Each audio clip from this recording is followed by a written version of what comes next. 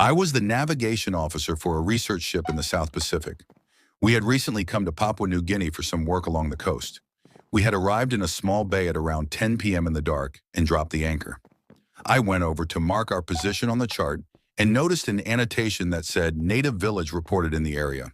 There were no fires or lights on the coast, so I didn't think anything much more of it.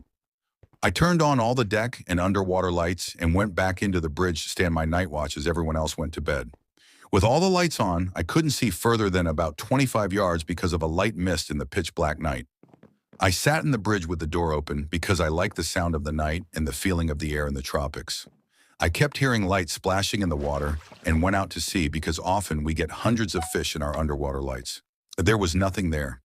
I went back inside but kept hearing faint splashing and couldn't figure out where it was coming from.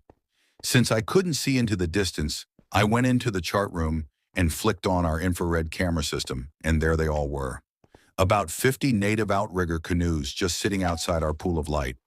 About 3 people to a canoe, and all just sitting and watching us, occasionally paddling one way or the other to keep their station.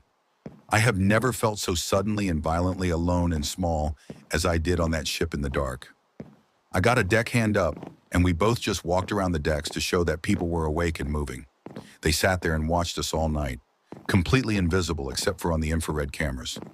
In the morning, they came in and traded with us and were very friendly and just hadn't had a ship in their bay for decades.